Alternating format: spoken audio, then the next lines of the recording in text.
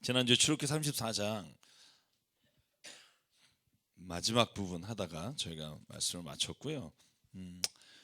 34장의 말씀을 우리가 한마디로 요약한다면 하나님이 모든 법을 주시면서 우리에게 요구하시는 게 뭐냐 하면 내 법을 지키라는 거야.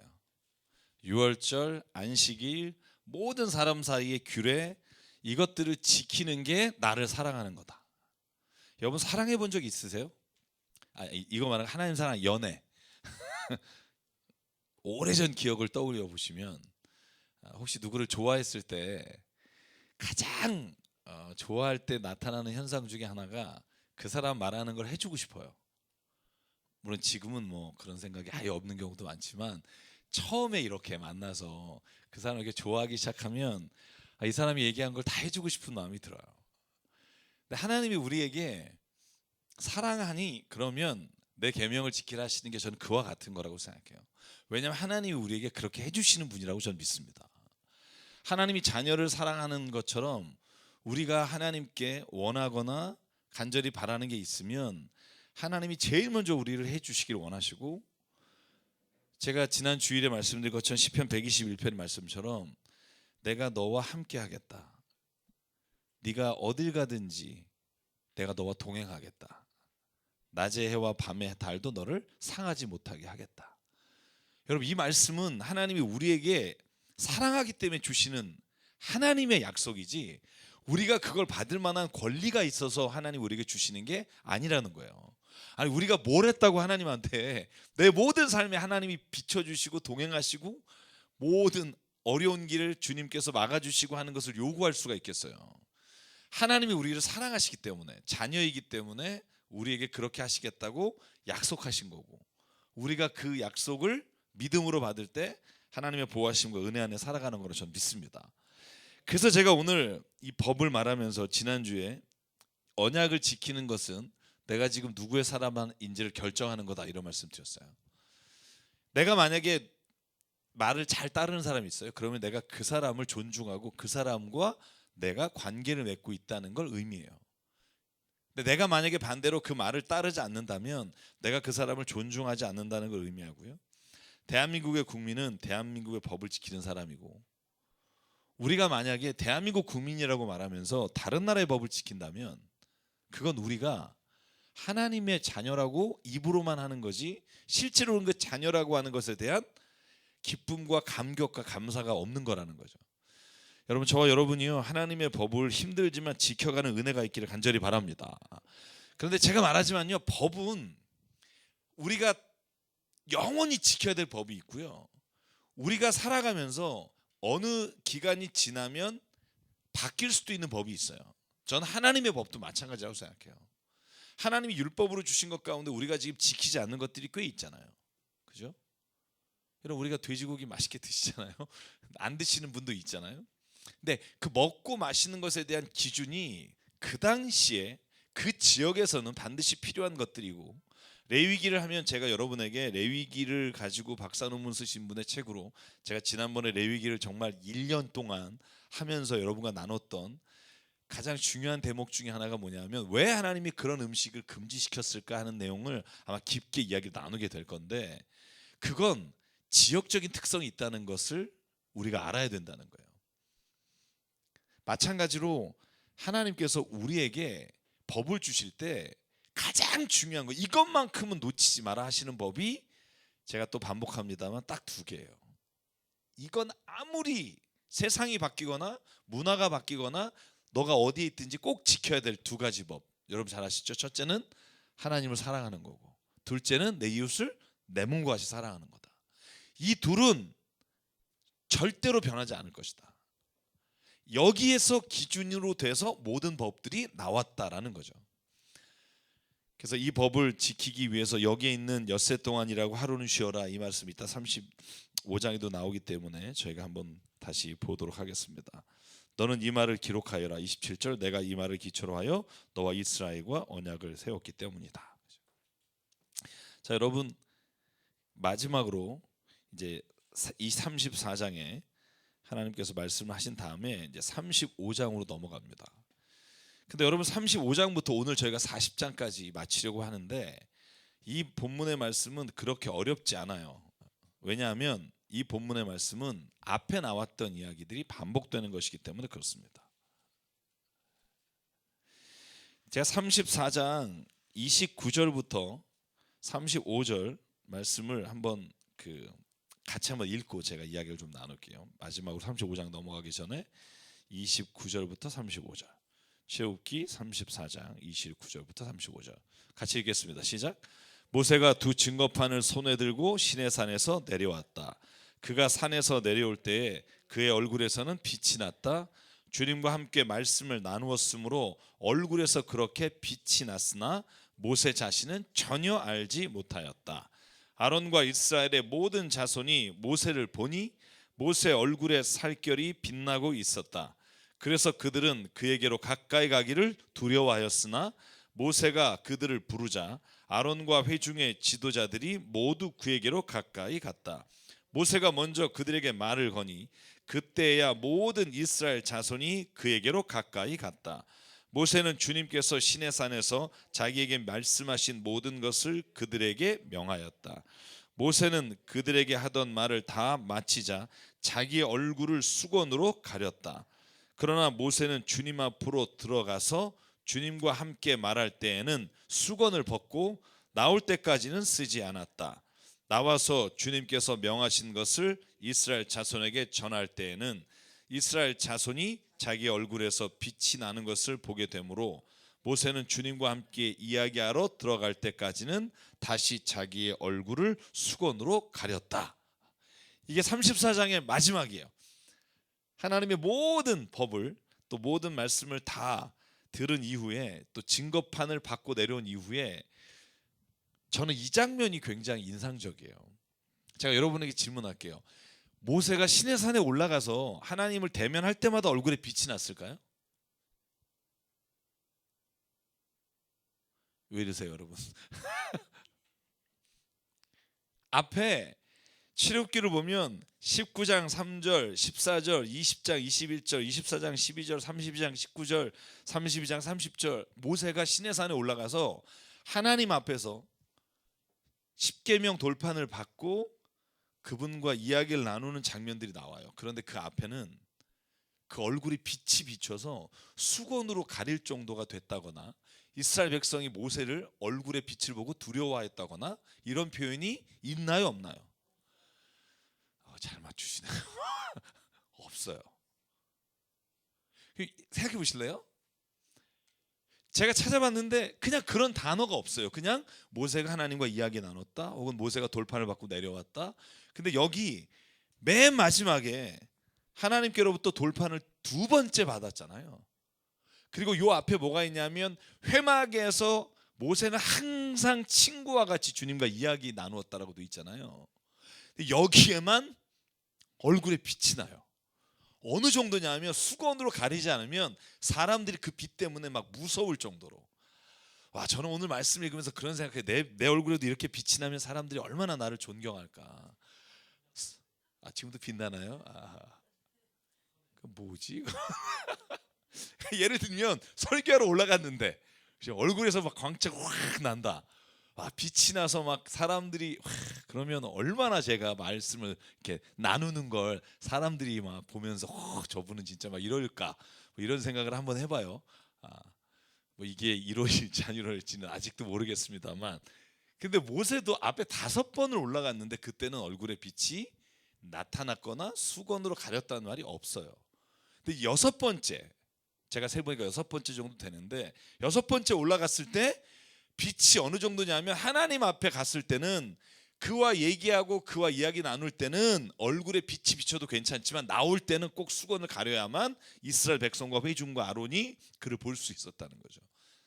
왜 오늘일까요? 왜 이 장면에서 빛이 비쳤을까요? 이건 답이 없는 거기 때문에 제가 여러분에게 그냥 한번 생각해 보자는 거예요. 아니면 앞에 5번에 이런 이야기들이 생략된 걸까? 근데 너무나 이야기가 이렇게 선명한 걸 보면 앞에 얼굴에 빛이 나지 않았을 거라고 상상하는 게 맞지 않을까라는 생각을 해요. 근데 한번 가만히 보실래요? 모세가 하나님 앞에 시내산에 도착해서 시내산에 올라와라 그래서 올라가서 하나님과 대면하고 하나님이 이렇게 하라는 말씀대로 모든 성막을 이제 지어가는 모든 시작에 있어서 저는 하나님이 모세와 끊임없이 만나시고 끊임없이 대화하고 끊임없이 모세가 하나님 안에 거하는 삶을 살아가다 보니까 그의 얼굴이 하나님의 빛이 비추어지는 일이 일어났을 거란 생각을 해요. 그러니까 단 한 번에 딱 비춰진 빛이 아니라 모세가 무슨 일을 하든지 지난주에 우리가 말씀 나눈 것처럼 하나님 앞에 가서 그 일을 고하고 그 말씀을 꼭 나누는 일이 계속 반복되니까 저는 결국은 하나님의 영광과 빛이 우리 안에. 여러분 사도 바울이 쓴 고린도 후서 4장 5절에 이런 말이 있어요. 한번 찾아보실래요? 고린도후서 4장 5절에서 7절 만약에 성경 있으시다면 저는 이 말씀을 읽고 이 모세가 얼굴에서 빛이 나는 장면이 여기하고 막 이렇게 오버랩되는 거예요. 제가 한번 읽어볼게요. 우리는 우리 자신을 전하는 것이 아니라 예수 그리스도를 주님으로 선포합니다. 우리는 예수로 말미암아 우리 자신을 여러분의 종으로 내세웁니다. 어둠 속에 빛이 비춰라 하고 말씀하신 하나님께서 우리의 마음속을 비추셔서 예수 그리스도의 얼굴에 나타난 하나님의 영광을 아는 지식의 빛을 우리에게 주셨습니다. 우리는 이 보물을 질그릇에 간직하고 있습니다. 이 엄청난 능력은 하나님에게서 나는 것이지 우리에게서 나는 것이 아닙니다. 그러니까 사도 바울이 뭐라고 말하냐면 하나님이 어둠 속에 빛을 비춰라 라고 말씀하시고 우리의 마음속을 비춰주니까 예수 그리스도의 얼굴에 나타난 하나님의 영광을 아는 지식의 빛이 우리에게 비춰진다는 거죠. 근데 저는요 교회 목회하면서 그런 사람 정말 많이 봐요. 막 들어올 때는 어둠의 그늘이 얼굴에 있다가 정말 올 때마다 저분은 인생에 굉장한 후기 인상파와 같은 얼굴을 갖고 계신데 교회 나오시면서 이 얼굴에 빛이 비추어지는 것처럼 얼굴이 바뀌는 분을 봐요. 저는 이게 은혜라고 생각해요. 오늘도 제가 어머니 기도회 낮에 하면서 이야기 나눈 것 중에 하나가 뭐냐면 하나님의 은혜 안에 거하는 사람에게는 나타나는 표징이 있다고 저는 믿어요. 그 표징이 뭐냐면 저는 그 얼굴이 우리가 본래 세상에서 찌들고 막 세상에서 욕심과 탐욕과 막 시기와 또 이기려고 하는 막 이런 모습으로부터 저는 하나님이 주시는 이 자유함과 평안과 기쁨과 감사가 매일매일 반복됐을 때 그 빛이 우리로부터 우리 안으로부터 밖으로 비춰지는 은혜가 저는 있을 거라고 확신합니다. 저는 저와 여러분이 그런 얼굴이 되기를 주의로 축복합니다. 근데 이건 저는 성경에 보면 그 빛이 비춰지는 은혜는 저는 역시 하나님이 우리 안에 비춰주시사 그 빛이 드러나는 것이고 바울이 말하는 것처럼 우리에게서 나오는 것이 아니라 이 엄청난 능력은 하나님에게서부터 우리에게 임하는 겁니다. 여러분 내일 만약에 내 인생에서 끝이 난다 모든 일이 끝난다 그래도 하나님이 내 안에 있는 사람에게는요 염려와 걱정이 앞서지 않고 하나님이 나와 함께 하신다는 소망과 기대가 먼저 있는 게 저는 그리스도인이라고 믿어요. 저희 34장 마치면서 그래서 꼭 말씀드리고 싶어요. 이 모세가 하나님과 늘 거하고 이야기 나누면서 얻어진 그 빛, 그 빛이 얼굴에서만이 아니라 우리의 마음으로부터 비춰지는 은혜가 있다면 전 저와 여러분들이 세상 가운데 승리할 수 있다고 믿습니다. 그래서 그 빛을 저도 기도의 제목이 하나님 내 얼굴에서 좀 빛이 비추게 하십시오. 이게 막 광선이 확 나가는 게 아니라 그냥 나를 본 사람이 와 예수님의 얼굴을 보는 것 같다. 진짜 하나님의 모습이 있는 것 같다. 뭐 이런 말을 들을 수 있으면 얼마나 좋을까. 제가 교회 안에서 가장 이제 경계하려고 하는 게 뭐냐면 그래도 교회가 이 말을 별로 안 했으면 좋겠어요. 저는. 이런 거예요. 하나님은 사랑이시고 그러므로 우리가 사랑해야 됩니다. 우리가 모든 사람을 용서해야 됩니다. 우리가 아무리 지긋지긋한 인간이라도 그 사람을 하나님이 사랑하신다는 걸 믿어야 합니다. 이렇게 막 말하고 우리가 아무리 돈을 재정을 쓸 때도 우리가 하나님의 은혜로 말미암아 이 은혜로 해야 됩니다. 그래도 교회가 이런 건 좀 이렇게 해야 됩니다. 이런 건 좀 이렇게 해야 됩니다. 저는 이 뒤에 말이 없었으면 좋겠어요. 그냥 하나님의 은혜가 가장 먼저 앞서고 하나님을 믿으면 우리가 성경에 말한 대로 살아도 서로 간에 부끄럽거나 서로 간에 어떤 잘못된 일이 일어나지 않는다는 확신을 가지고 갔으면 좋겠어요. 내가 당신을 믿어. 그런데 이건 똑바로 하자고. 이거 하지 말자는 거예요. 우리가 항상 앞에는 좋은 말 던져요. 당신 믿지 왜 못 믿어? 그런데 왜 전화 안 받았어? 뭐 이런 거잖아요. 그러니까 앞에는 딱 던져. 그런데 진짜 본심은 뒤에 있잖아요. 저는 교회에서 우리가 이런 레토릭을 쓸 때가 많아요.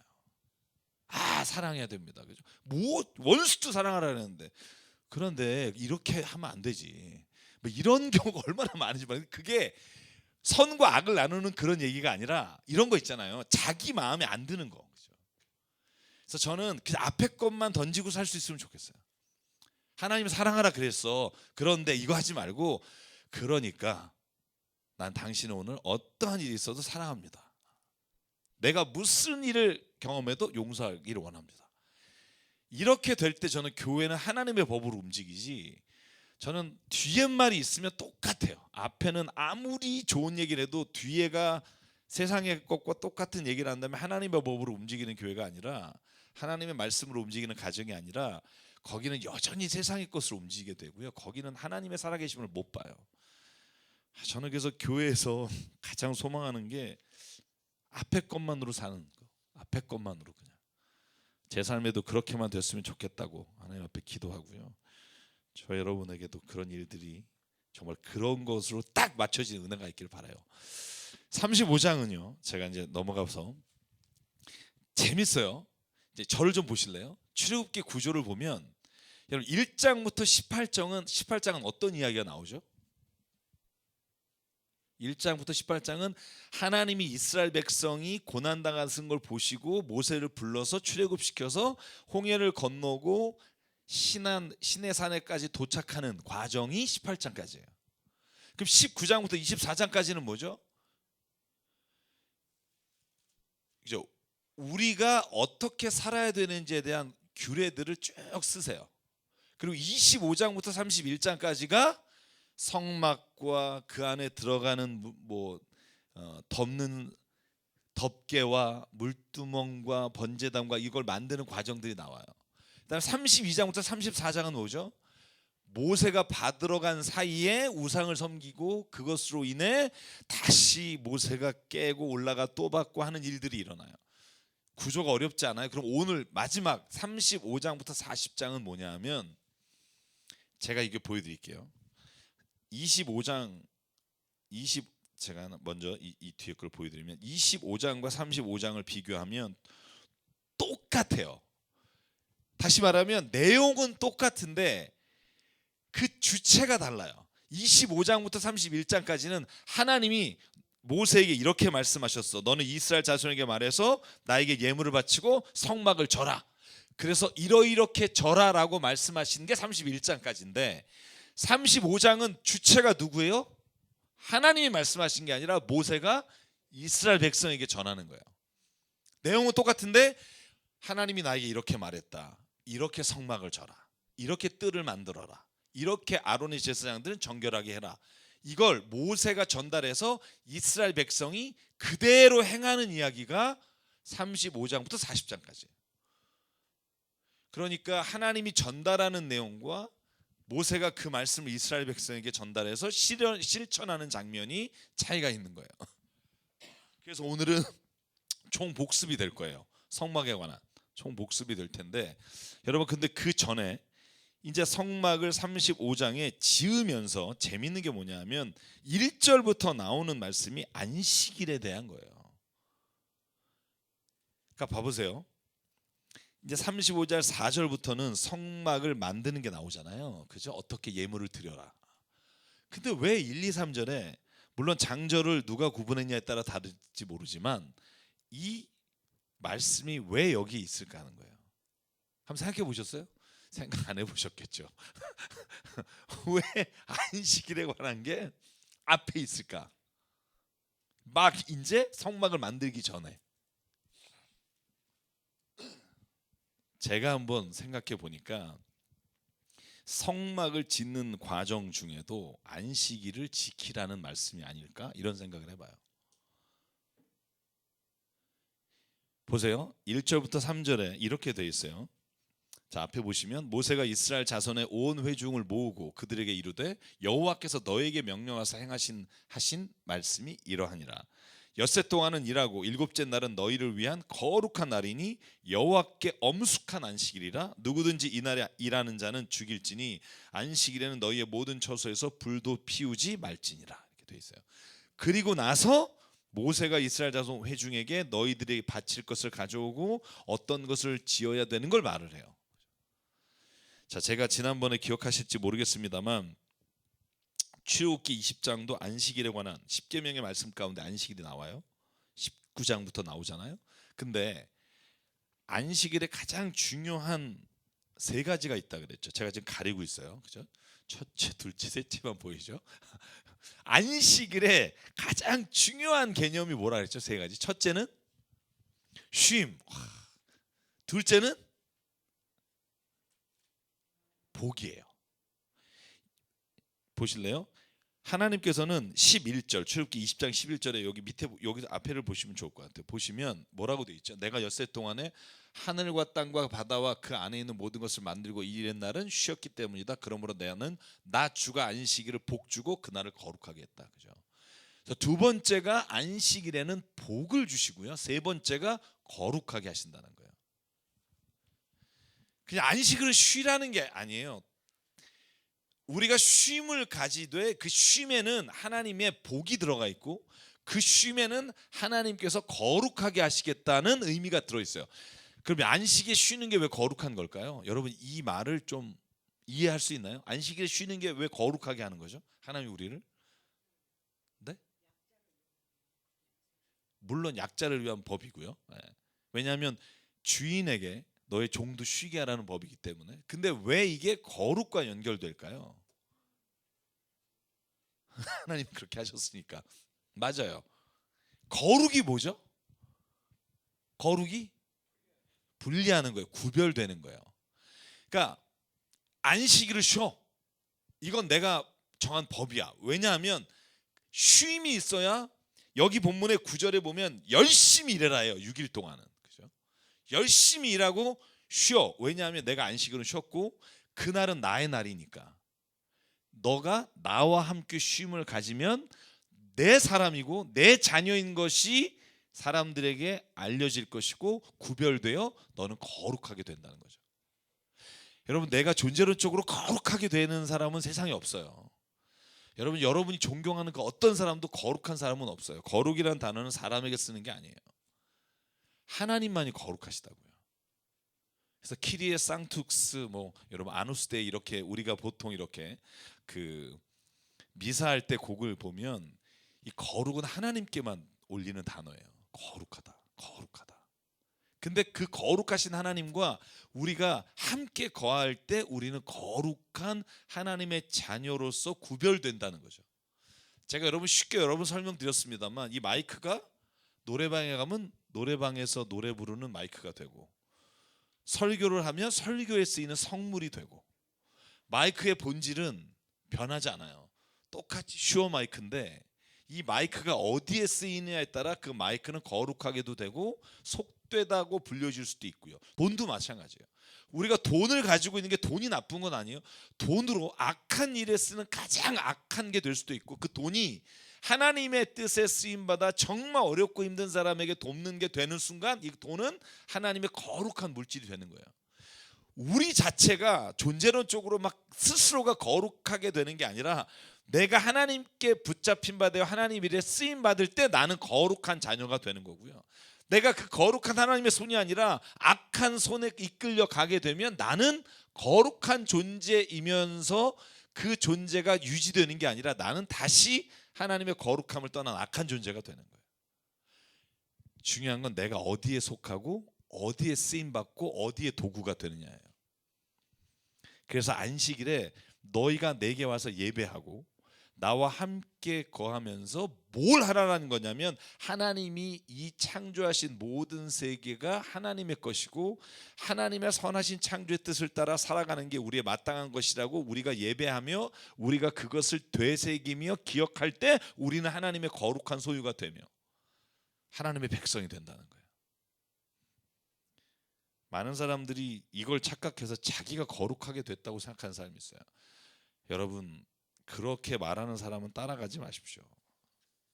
세상에 그런 사람은 존재하지 않습니다. 오직 하나님만이 거룩하시고 우리는 하나님께 속해 있을 때 거룩한 자녀가 될 뿐이지, 안 그러면 똑같은 인간이 되는 거예요. 저는 그래서 출애굽기에 35장에 이제 모든 이스라엘 백성이 장막을 짓기 전에 이렇게 안식일에 대한 말씀을 주셨다고 생각해요. 아무리 내가 말한 장막을 성막을 짓고 있더라도 안식일은 지켜라, 그런 말씀이 아닐까. 여기에 그런 의미가 정확하게 돼 있지는 않지만 저는 그런 생각은 해요. 그래서 노동과 쉼은 모두 하나님이 주신 거예요. 착각하지 마십시오. 노동은 아담과 하와의 죄의 결과가 아니라 원래 하나님이 창조하실 때 너희가 생육하고 번성하고 땅에 있는 모든 것을 다스리라고 하실 때 이 노동은 값진 은혜예요.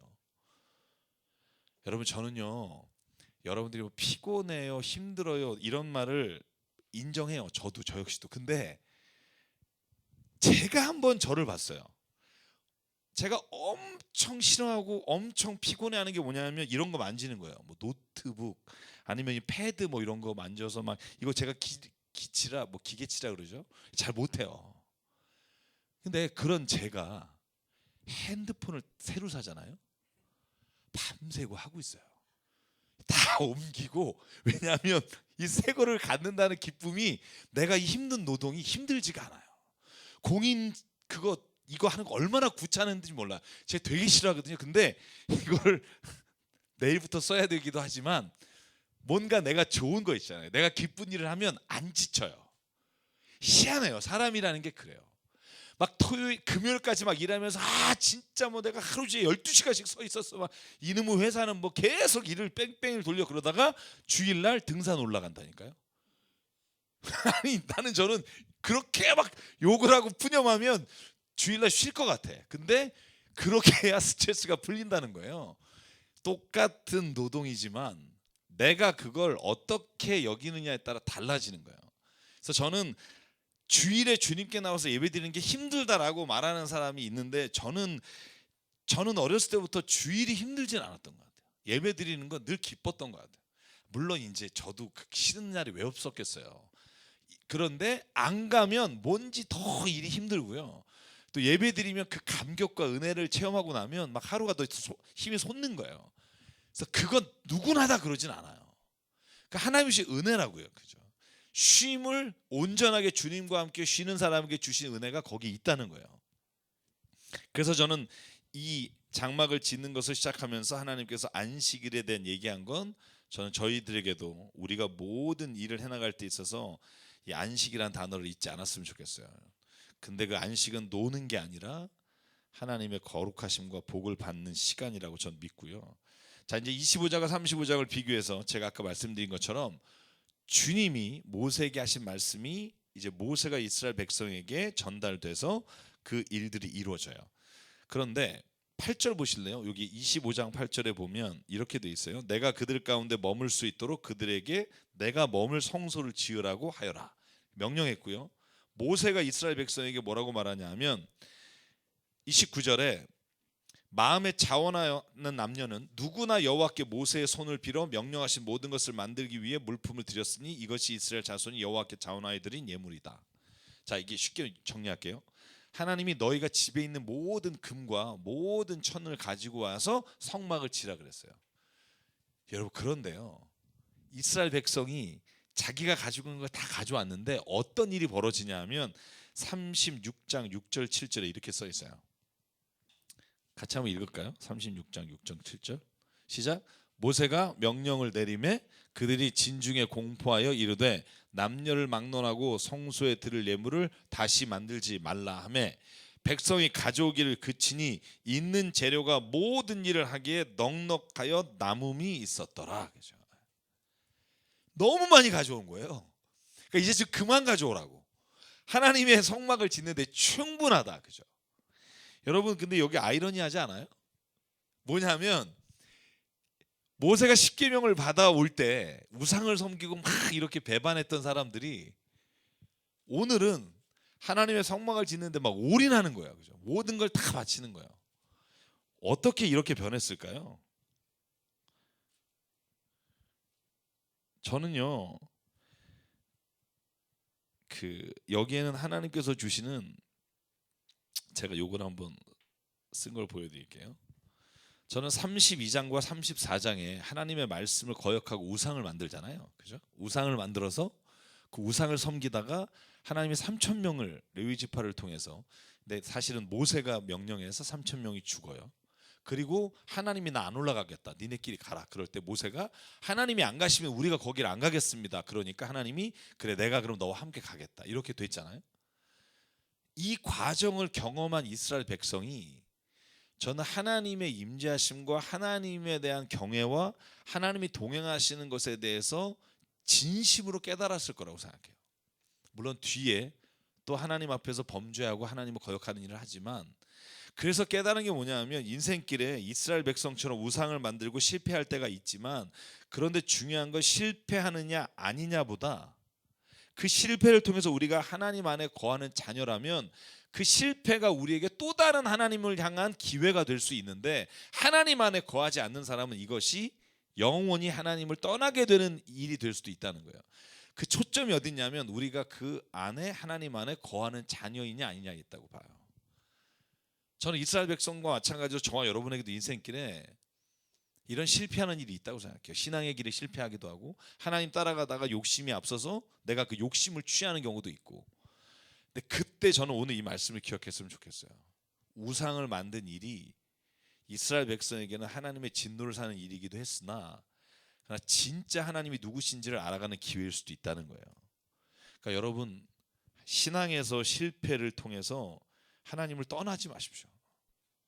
오히려 하나님 안에 더 깊게 가야 그 하나님이 주시는 그 마지막 그 깊은 우물을 마실 수가 있다는 거예요.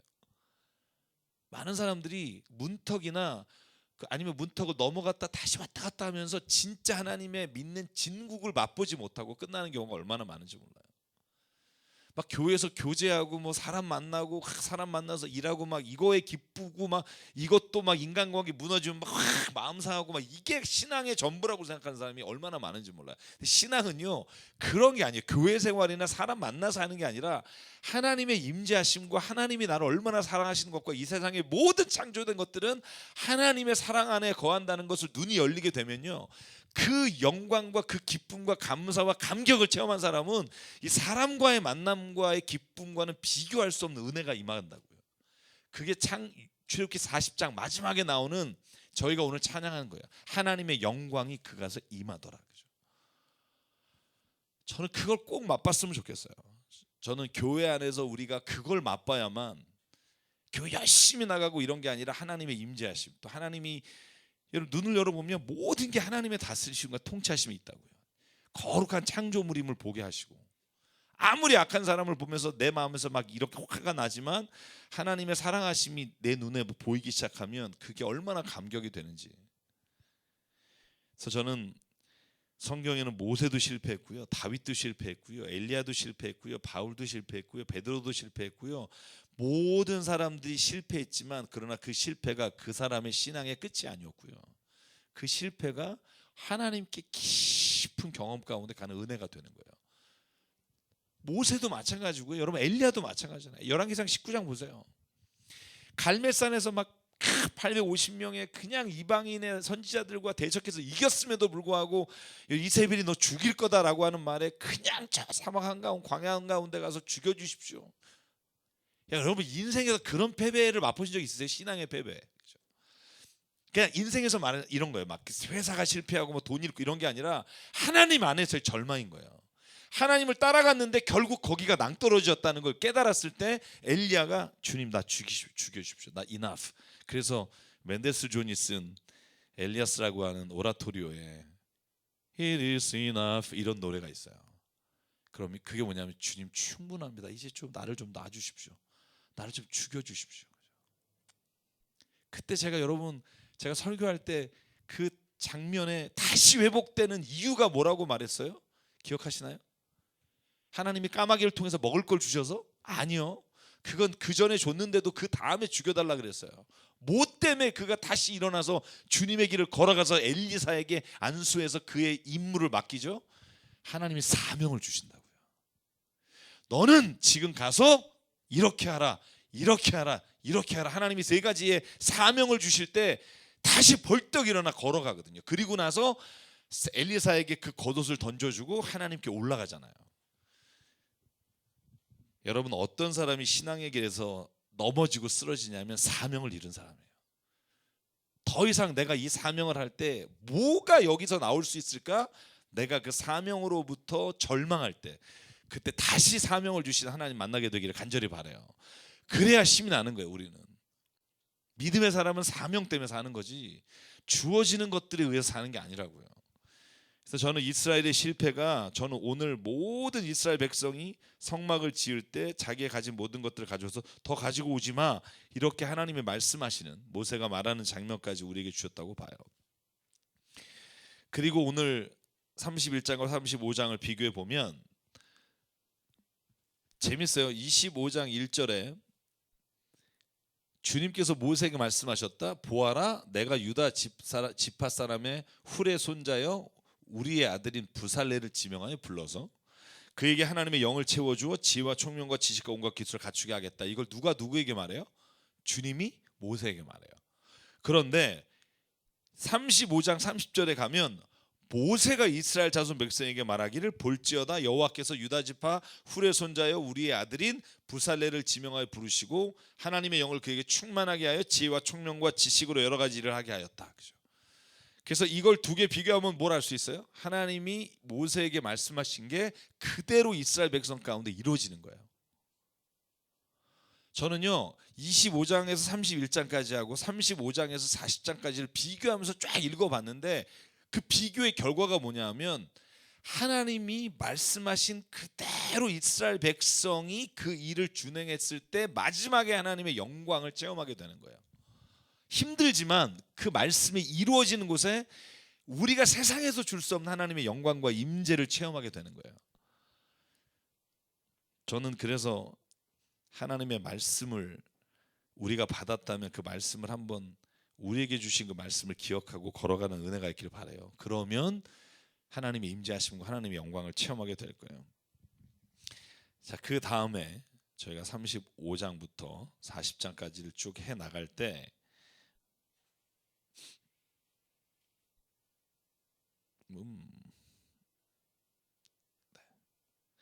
자, 이제 본문을 한번 같이 볼게요. 35장부터 10절을 보면 성막과 그 덮개와 증거계와 등잔대와 분향대 보시나요? 그죠? 15절 분향단, 16절 번제단 이렇게 쭉 나오고 다시 36장에는 그 자세한 설명이 나오는 거예요. 그래서 36장 쭉 나오는 본문들이 앞에 25장부터 성막을 만들었고 제가 여러분에게 보여줬던 모든 일들이 다시 나와요. 그래서 제가 그 본문 하나하나 하지 않고 저희가 봤던 것들을 보면서 이야기를 나눠서 정리를 좀 할게요. 괜찮으시겠죠?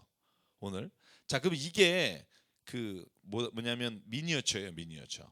이스라엘의 예루살렘 성전의 미니어처예요. 뭐 지금은 여러분 아시다시피 뭐 다 무너졌기 때문에 이게 제사장의 뜰이고 여인의 뜰이고 성소가 지성소가 저 안쪽에 있죠. 이방인의 뜰.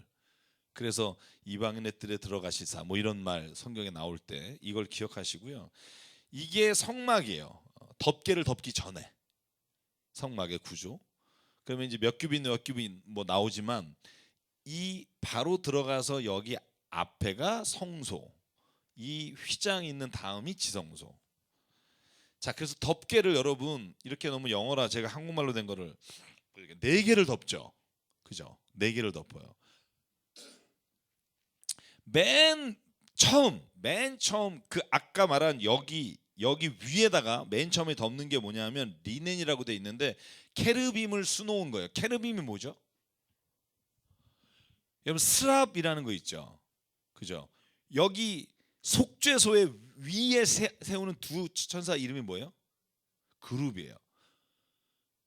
그룹과 스라빔 차이를 제가 지난번에 설명했죠. 그죠? 6개고 팔이 4개고 막 이런 차이 말씀드렸어요.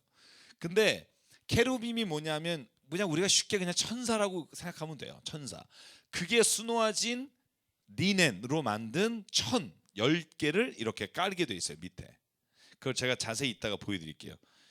맨 아래가 이건데 제가 순서를 바꿔놔서 요게 이제 케루빔을 수놓은 10개가 이렇게 붙고, 그 다음에 그 위에 올라가는 게 뭐죠? 이거 이렇게 가려도 보이네? 이렇게 가리는 게 아니구나. 뭐죠? 염소털로 된. 그죠? 그 위에 뭘 엎죠? 그죠? 수양 가죽을. 그 위에 해달 가죽을. 사실 이 해달이라는 게 사실은 이게 히브리어를 우리가 번역할 때 뭔지 아직은 정확히 잘 모른다는 말도 있지만 어쨌든 4개를 덮어요. 왜냐하면 여러분 저녁에는 무진장 춥고요. 낮에는 더워요. 물론 구름 기둥이 이제 그 장막을 가려주긴 하지만 그래서 이 4개를 덮어야 되는 거예요.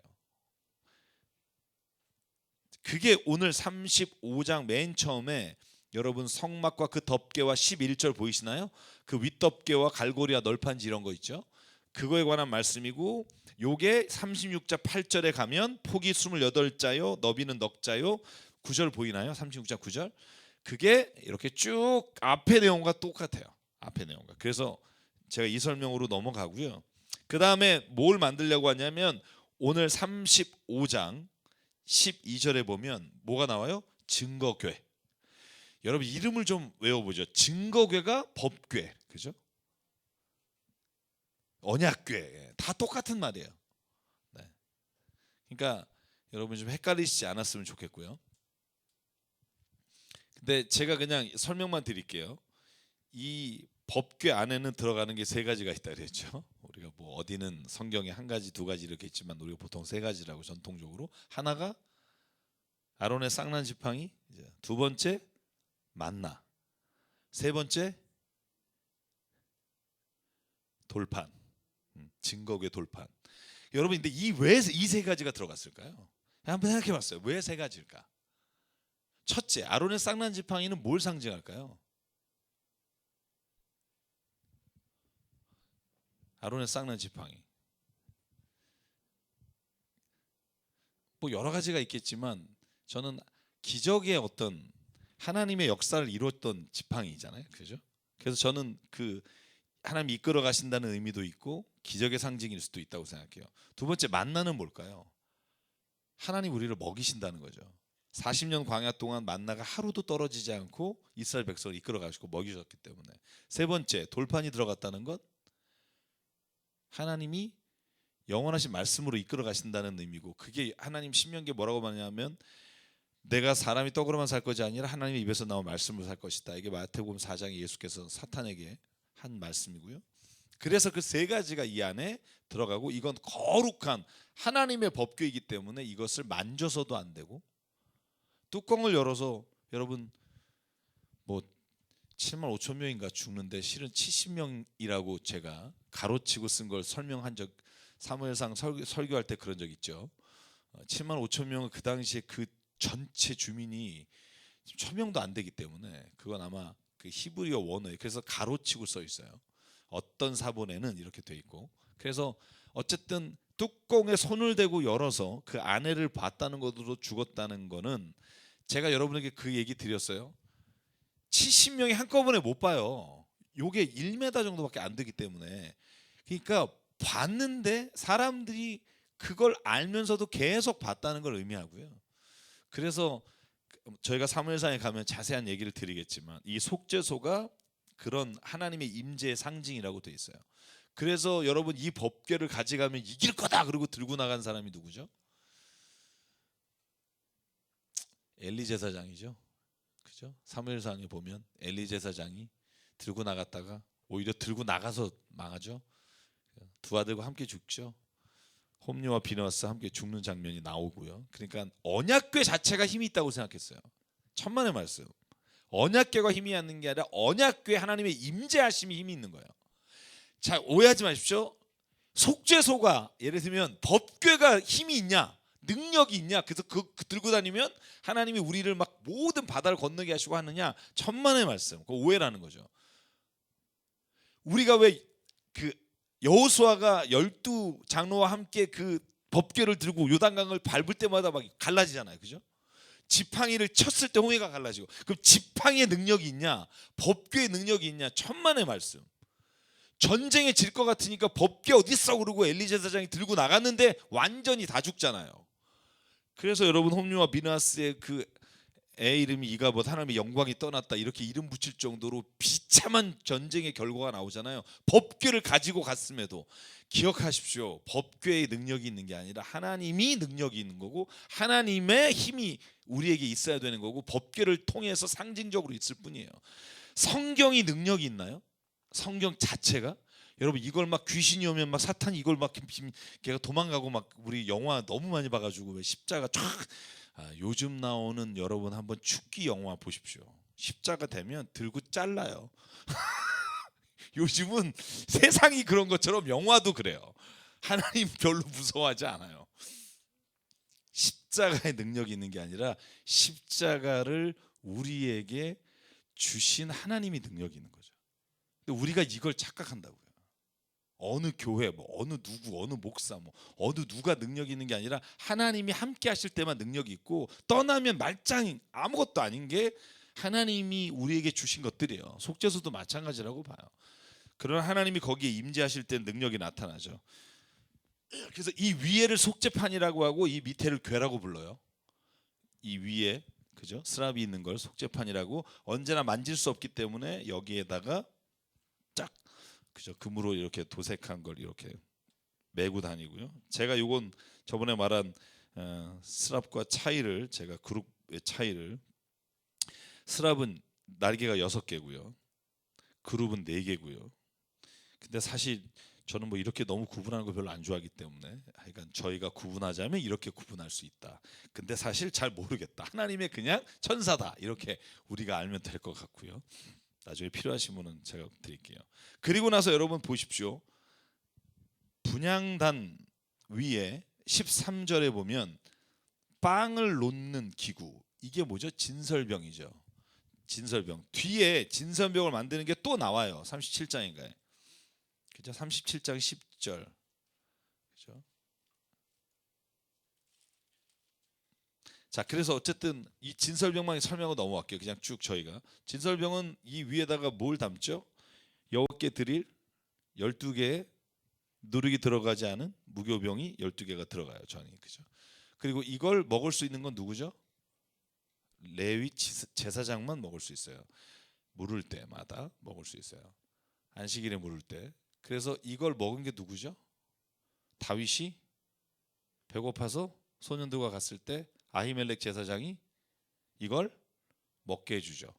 그걸 예수께서 나중에 비유로 말씀하실 때 다윗이 배고플 때 아히멜렉이 주지 않았냐, 이렇게 안식일의 주인은 인자다. 여러분 인자라는 말이 왜 하나님이 이거 한번 생각해 보실래요? 왜 하나님의 아들 이러지 않고 구약에 인자라 그랬을까요? 인자가 올 것이다, 그죠? 사람의 아들이잖아요. 그래서 이문열 씨의 소설 사람의 아들, 제가 젊었을 때 읽고 충격받았던 소설 중에 하나인데 여러 가지 의미가 있겠지만 저는 또 하나의 의미, 뭐 거기에는 뭐 하나님께서 인간을 통해 오시니까 우리가 인간의 아들이라고 부르셨으나 실은 그게 메시아를 의미하는 단어인 것은 우리가 너무나 잘 알고, 여러분 중요한 건 뭐냐면 이스라엘 사람은 하나님의 이름을 부르지 않았어요. 야훼라는 이름을. 하나님의 이름은 원래 엘로힘이라는 단어가 있고 야훼라는 단어가 있어요. 엘로힘은 그냥 일반 명사예요. 우리가 보통 하나님, 그냥 신, 우리가 우리나라로 하면 신, 그게 엘로힘이에요. 우리 기독교의 하나님을 신이라고 말하진 않잖아요. 기독교의 하나님은 우리가 그냥 하나님 그러잖아요. 그죠? 마찬가지로 엘로힘 그러면 신이라는 명사고, 야훼 그러면 기독교 하나님이 모세에게 알려주신 이름이에요. 근데 절대로 이스라엘 사람은 야훼라는 걸 입 밖에 내지 않아요. 제가 히브리어 성경을 창세기부터 쭉 듣는 히브리어 성경을 들어요. 듣다 보면 야훼 이런 말이 한 번도 안 나와요. 그 단어가 야훼라고 써 있어요, 히브리어에는. 근데 읽을 때는 아도나이라고 읽어요. 신이라고 하는 그냥 일반 명사를 말하지 야훼라는 이름은 절대로 못 불러요. 그래서 재밌는 거 마태복음을 읽어보면요, 마태복음에는 하나님의 나라라고 나오지 않고 하늘나라라고 나와요. 마가하고 누가면 하나님의 나라라고 나와요. 왜 우리가 그 차이점을 신약에 가면 볼 텐데, 마태복음을 읽는 공동체, 마태복음이 쓰여진 공동체는 상대적으로 부유한 공동체라고 보는 이유는, 그 성경을 읽는 공동체는 달란트란 용어가 자연스럽게 쓰여질 수 있는, 달란트가 여러분 금한 달란트면 뭐 몇십억이라고 말씀드렸죠. 근데 그 단어를 마가복음에 한 번도 안 나와요. 왜냐하면 마가복음은 굉장히 상대적으로 가난한 공동체에게 마가라고 하는 사람이 예수의 이야기를 적어서 자기가 경험하고 보고 들은 것을 성령의 감동으로 써서 그 공동체가 읽었기 때문에 거기에는요, 단어가, 그 화폐 단위가 굉장히 작은 단위만 나와요. 뭐 과부의 렙돈이라든가 누가복음에 이 단어가 나오지만 달란트란 단어가 안 나와요. 그런데 마태복음은 왜 하늘나라 그러냐, 하나님이란 단어를 쓰지를 않는 유대인의 전통에 따라 유대인 랍비로 구성되었을 거라고 보고 있는, 상대적으로 유대인들을 위한 복음이라고 우리가 알려진, 누가복음은 이방인을 위한 복음이잖아요. 여러분, 그래서 누가복음 15장에 돌아온 탕자 이야기는 누가복음에만 있고, 그죠? 그래서 우리가 누가복음은 이방인을 위해서 이방인을 위한 복음서로 쓰여졌을 거라고 보고요. 마태복음은 유대인 중에도 버림받은, 그래서 이스라엘의 잃어버린 자를 왔다라고 강조하는 게 마태복음의 복음이란 말이죠. 그래서 여러분 이 네 복음서를 같이 읽으면서 비교하면, 제가 요번에 그렇게 좀 가려고 해요. 신약할 때 언제 신약까지 갈지 아직도 그렇지만 굉장히 재밌는 게 그런 거죠. 같이 읽어보면, 자, 넘어갈게요. 금초대, 그죠? 여기에 기름이, 올리브 기름이 여기 한 번도 꺼지지 않고 이 성막을 비추는 거죠. 자, 제가 질문할게요. 들어가서 딱 성막에 들어갔어요. 들어가면 오른쪽에 뭐가 있죠? 딱 들어가서 오른쪽에 진설병이 있어요. 왼쪽에 금초대가 있어요. 정면에 뭐가 있을까요? 이게 있겠죠. 분향단, 향을 피워서, 그죠? 하나님의 임재의 상징이기도 하고 그곳에서 향을 피는 것, 이게 정면에 있어요. 그럼 정면이 어디죠? 휘장 앞이죠. 휘장. 그러니까 잘 생각해 보십시오. 제가 이제 그림 아마 여기, 이거예요. 자, 일로 들어가요. 들어가면 오른쪽에 진설병이 있어요. 왼쪽에 금초대가 있어요. 정면에 향단이 있어요. 휘장이 있어요. 이건 가려져서 1년에 한 번 속죄일에 대제사장만 들어가게 돼 있어요. 이건 아무나 못 들어가요. 들어가서 죽은 사람 있죠. 나중에 다른 불을 써서 죽었죠. 자, 그래서 이 안에는 속죄소가 있어요. 그래서 요게 그 성막의 구조는 간단합니다. 크지도 않고. 자, 그래서 이게 분향단이에요. 이 분향단에는 오직, 그죠, 하나님께서 지정하신 향으로 피우게 돼 있고요. 이게 번제단이에요. 번제단 뭐 이미 설명 여러 번 했으니까, 번제단은 제사를 가지고 온 짐승을 본인이 각을 떠서 가져오면 제사장이 이 위에 올려서 태우는 거예요. 이걸 번제단이라고 부르죠. 그래서 번제단은 뭐 정말 여기서 얼마나 많은 제물들이 죽었을까요, 그죠? 이게 번제단에 쓰이는 도구들, 그죠? 재를 걷어낸다든가 거기를 닦는다든가. 그 다음에 이게 물두멍이에요. 이따 출애굽기 40장도 나오지만 제사장이 아까 그 성막에 들어가기 전에 항상 정결하게 닦아야 되는 물이에요. 왜 여러분 천주교 가시면 입구에 뭐가 있죠? 성수가 있어요, 그죠? 성수가. 자, 그래서 정리합니다. 이게 성막이고요. 이게 지성소, 나눠지면 언약궤가 있고, 들어가서 오른쪽 진설병, 금전대, 금향단. 물두멍은 이 성막에 들어가기 전에 제사장들이 손 닦는, 레위 사람들 손 닦는 거고, 번제단은 여기에 있고요. 이게 그냥 성막의 구조입니다, 그죠? 이 가로가 한 45m 정도, 우리가 1규빗을 45cm로 보면, 그리고 세로가 한 22.5, 50규빗이니까. 그러니까 뭐 45m, 22m면 뭐 50m, 25m로 봅시다. 그러면 50m, 25m면 뭐 생각보다 작죠?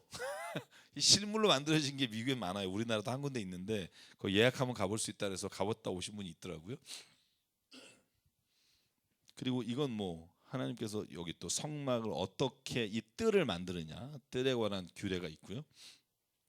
자, 오늘 몇 가지 더 해야 되기 때문에, 자, 이것 그냥 제가 그냥 제사장이 어떻게 입나 여러분 보여드린 거 복습합니다.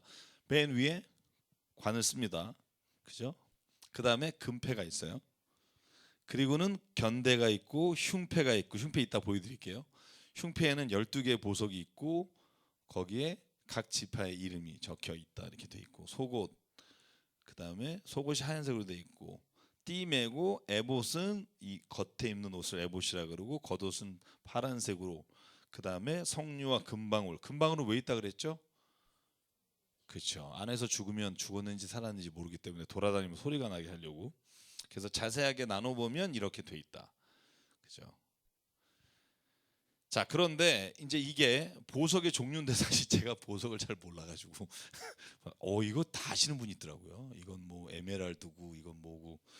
그래서 뭐 여러분 관심 있으신 분은 외우시고 쓰시면 좋을 것 같고. 그래서 12지파를 이렇게 흉패에 이렇게 이름을 달았는데, 이 유다가 홍보석이고 이건 사실은 성경에는 저는 못 찾았어요. 아마 임의대로 넣지 않았을까 생각이 들어요. 아무리 찾아도 못 찾겠어요. 이건 그냥 12지파 이름을 써라라는 건 있어요. 저희가 읽은 이 본문에도 있지만. 자, 그 다음에 요 견대에다가 12지파의 이름을 새겨 넣어라 이렇게 돼 있어요. 그래서 6개. 이건 뭐 저희가 저번에 했기 때문에 뭐 필요하신 분 앞에 거 보시면 자세하게 설명이 되어 있고요.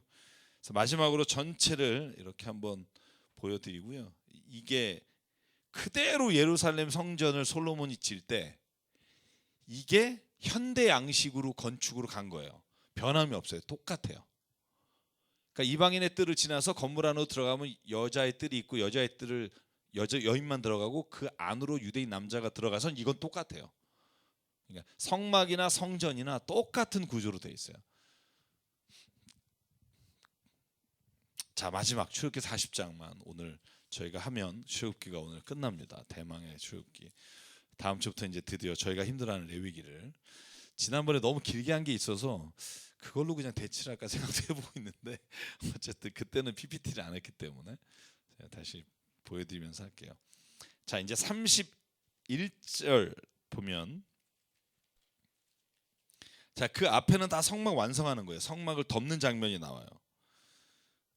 그리고 진설병에 빵도 차리고 등잔불을 켜고 향을 피우고, 27절 보이시나요? 40장 27절 이제 완벽히 세팅이 된 거예요. 이제 시키신 대로 다 된 거예요. 불 켜고 향 피우고 이제 모든 걸 다 하고 뭐예요? 그 다음에 거기에서 씻어요.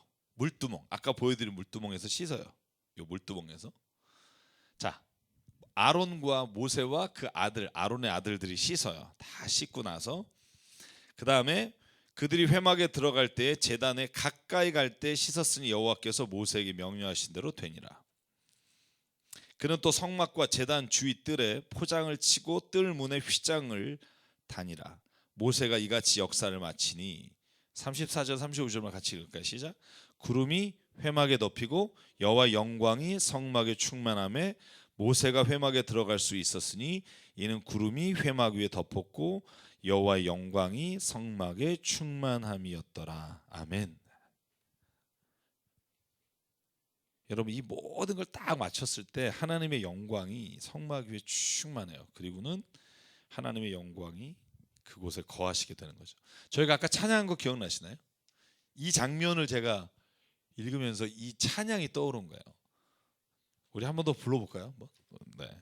이게 이걸 보고 나서 부르면 조금 맛이 다를 거예요.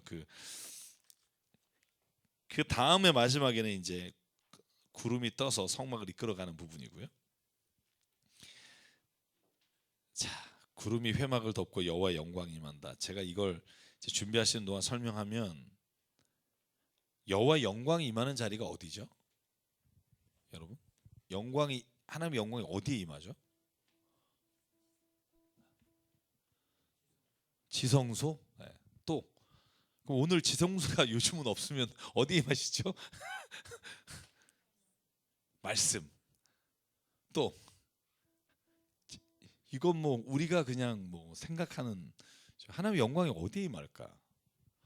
성경에 하나님의 영광이 임재했다라고 하는 장면들의 특징이 몇 개 있더라고요. 뭘까요? 이건 제가 그냥 성경 읽으면서 뭐죠? 죄가 사라진 곳에 하나님의 영광이 임재해요. 그러니까 여러분, 성막의 가장 중요한 게 뭐냐면, 모든 사람이 자기의 죄를 속죄제, 속건제, 화목제, 모든 번제, 이 죄를 가져와서 그 죄를 씻김 받잖아요. 그게 성막이에요. 그 씻김의 가장 절정이 속죄일에 송아지를 잡은 것을 가지고 피를 뿌리고, 그죠? 속죄소, 아까 말한 그 법궤 위에 있는 속죄소에다가 피를 뿌린단 말이에요. 이 죄가 속죄일이잖아요. 죄가 해결됐음을 선포할 때 하나님의 영광이 임하는 거예요. 그러니까 하나님의 영광을 우리가 언제 체험해요? 우리의 죄가 도말됐을 때, 우리가 죄를 이겼을 때, 우리가 죄로부터 자유하게 됐을 때 우리 안에 하나님의 영광이 임재하시는 걸 깨닫는다, 볼 수 있다고요. 여러분 그런 거 못 느끼세요? 내가 죄를 만약에 이겼어, 혹은 죄에서부터 내가 해방됐어, 그때 그 안에 임재하신 하나님의 영광이, 저는 이 오늘의 이 모세가 이 물두멍에 몸을 씻고 모든 걸 다 했을 때, 그래서 죄가 떠난 곳에 하나님의 임재와 영광이 있다고 봐요. 그래서 하나님이 죄와 함께 하실 수 없기 때문에 우리의 죄를 씻어주시기 위해 예수께서 이 땅에 오셔서 우리의 죄를 깨끗게 하셨다는 거죠. 왜냐하면 하나님이 우리와 함께 하시기 위해서. 그래서 이 찬양을 한번 같이 불러보고 그 다음에 말씀을 마치도록 하겠습니다.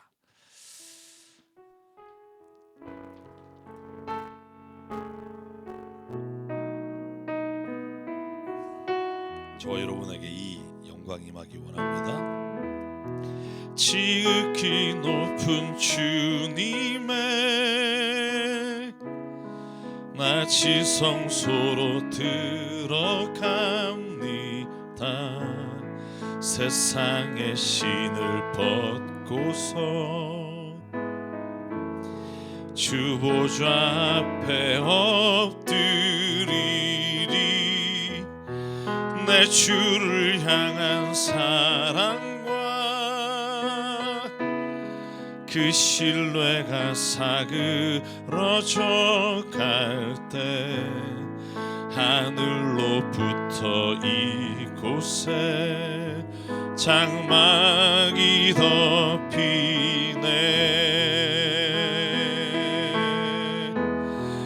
이곳을 덮으소서. 이곳을 비추소서. 내 안에 무너졌던 모든 소망 다 회복하리니. 이곳을 지나소서. 이곳을 만지소서. 내 안에 죽어가는 모든 예배 다 살아나리라. 우리 오른손 들고 같이 해볼까요? 이곳을 덮으소서. 이곳을 덮으소서. 이곳을 비추소서. 내 안에 무너졌던 모든 소망 다 회복하리니. 이곳을 지나소서. 이곳을 만지소서. 내 안에 죽어가는 모든 예배 다 살아나리라. 아멘. 그래서 제가 오늘 마지막으로 여기 쓴 게 뭐냐면, 우리가 두려워야 하는 건 인생의 고통이 아니라 죄입니다. 인생에 오는 이 고통과 어려움이 막 우리는 가장 두려움이고, 이걸 벗어나기 위해 해결책을 마련하지만, 그러나 성경은 우리가 가장 두려워야 될 것은 고통이 아니라 죄라는 거예요. 왜냐하면 죄는 하나님의 임재하심이 떠나시기 때문에. 고통은 기억하십시오. 하나님 우리를 더 가까이 오시는 거예요. 어려움 가운데 있을 때 하나님은 더 가까이 오시는데, 죄 가운데 있을 때는 하나님이 오시고 싶어도 못 오시는 거예요. 왜? 하나님의 거룩하심은 죄를 떠난 곳에 영광으로 임재하시는 거기 때문에. 그래서 우리가 구하는 기도는 고통이 사라지게 해주십시오가 아니라 죄를 이기게 해주십시오라는 기도예요. 그 기도가 우리에게 의미 있고 가치 있고 우리가 해야 할 마지막 기도라고 봐요. 그래서 오늘 마지막 36절, 30절, 38절에 이제 모든 성막이 완성된 다음에 구름이 성막 위에 떠올라요. 그러자 모든 장막을 다 걷어서 이스라엘 백성이 그 구름 기둥을 보고 따라가는 거예요. 우리가 민수기에 나오지만 이 장막에 구름이 1년 머물면 1년 동안 안 움직이고요. 하루만 해도 움직이고요. 한 달만 해도 움직이고요. 하나님이 가라 하시면 우리가 모든 걸 다 털고 갈 수 있는 거. 오늘날 그러면 그 구름 기둥과 불 기둥이 뭘까? 우리를 비춰 주시고 이끌어 가시는 게 제가 여기에 썼어요. 성경 말씀이에요. 성막은 지금 없지만 우리에게 주신 하나님의 성경이 우리의 말씀이 하나님의 말씀이 우리를 이끌어 가시는 구름 기둥과 불 기둥이죠. 그게 우리를 이끌어 가야지만 우리가 인생에 실수가 없고 주님의 길을 분명하게 갈 수 있는 은혜가 있는 줄 믿습니다. 그래서 오늘 출애굽기는 그런 율법과 하나님의 규례와 성막에 관한 말씀으로 시작해서 하나님의 임재하심과 영광과 동행으로 오늘 마치게 됩니다. 오늘 출애굽기를 통해서 저와 여러분이 또 하나님의 은혜와 또 복을 누리며 살기를 간절히 바랍니다. 우리 잠깐 기도하겠습니다. 혹시 질문 있나요? 혹시 올라온 게 뭐 질문이 너무 많은데요. 네, 지금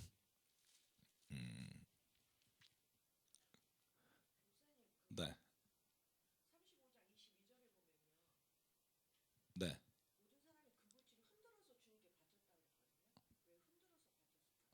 그러니까 뭐 요제, 전제 뭐 이게 이제 레위기가 나오는데요. 드릴 때마다 그 흔들어서 바치는 게 있고 높이 들어서 바치는 게 있고 그래서 그 드리는 방식에 대해서는 그 제사마다 우리가 레위기에서 좀 자세하게 이야기를 나누실 것 같아요. 그래서 그때 같이 이야기 나누면 좋을 것 같고. 네.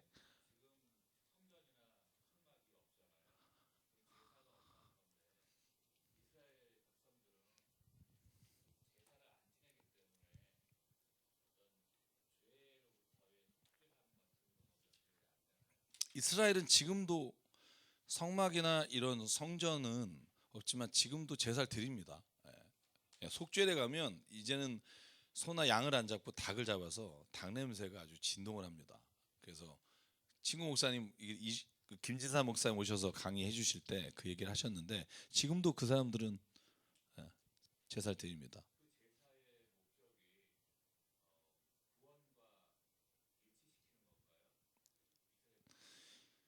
이스라엘 백성에게는 죄로부터의 구원, 뭐 우리가 말하는 기독교적인 의미로서의 어떤 그런 것보다는 율법을 지키는 것에 초점이 있죠. 그러니까 하나님께서 이러이러한 제사를 언제 드려라 하는 절기에 초점이 있고요. 우리처럼 마음을 찢는 제사가 아니라 그 하나님께 드려지는 제사 쪽에 초점이 있고 저희는 그 제사가 짐승을 찢는 제사가 이제 우리의 마음을 찢는 제사가 된 거죠. 그래서 예배라고 하는 게 우리는 제사가 예배로 바뀌었다고 보죠.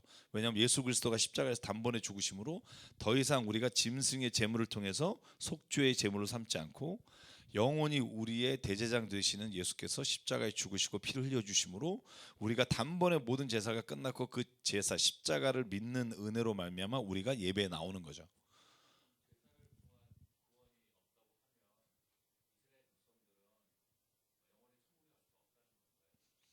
우리는 신앙적으로는 예수 그리스도를 믿지 않으면 구원받을 수 없다는 게 우리가 가지고 있는. 그런데 예수 그리스도를 믿는다는 게 뭐고 어떤 몇 프로를 믿어야 되냐 뭐 이런 얘기. 제가 오늘 사실 그 얘기를 하려고 다 시간상 못 하는데 제가 오트보고 목사님 오늘 책을 같이 읽으면서 너무너무 깨달은 게 많았는데 제가 다음 주에 하려고 하는데요. 저는 그 책 중에 가장 좋아하는 말이 천국에 못 가는 사람은 없다. 천국에 안 가는 사람이 있을 뿐이다. 저는 그 말이 너무 와닿았었어요.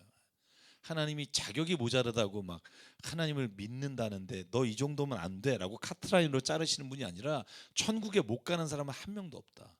다만 천국에 안 가려는 사람은 하나님이 데려갈 수가 없다. 저는 그 말이 너무 와닿았었어요. 그리고 이제 그 자세한 얘기 중에 제가 좋아하는 이 유계집합, 중심집합 이 말은 제가 다음 주에 해야 될 것 같아요. 오늘은 그래서 우리가 어떤 카테고리로 신앙의 구원을 해야 되느냐에 따라 우리가 굉장히 많은 다양한 그리스도 안에서 교회 안에서도 나눠져요. 예수 믿고 구원받는다는 말의 의미에 대해서도 마찬가지고.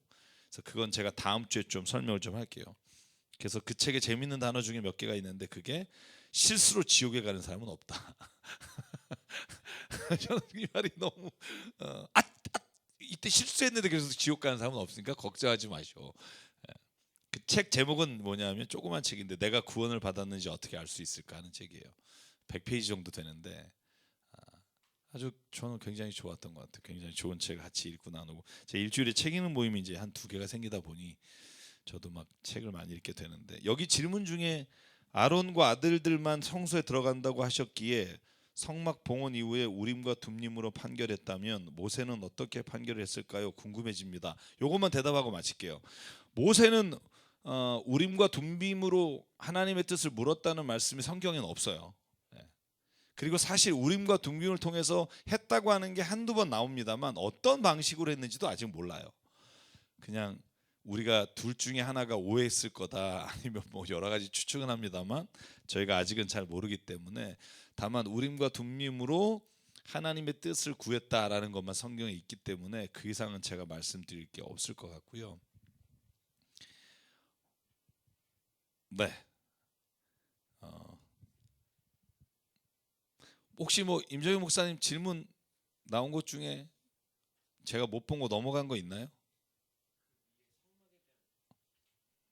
네. 그러니까 그 아마 그 앞에 진 밖에 있는 회막에 나가서 모세가 하나님을 만났다라는 장면들이 있는데요.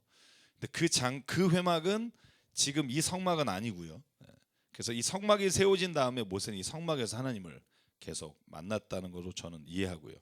그래서 그 성경 정말 자세히 읽는 분들이네요. 네. 또 질문 있나요? 혹시? 네, 혹시 만약에 오늘 답 못한 거 있으면 제가 이 질문을 모아서 다음 주에 시작할 때 제가 답을 좀 드리도록 하겠습니다. 오늘 이렇게 함께 해주셔서 감사하고요. 현재 오늘 잠깐 기도하고 마치도록 할게요.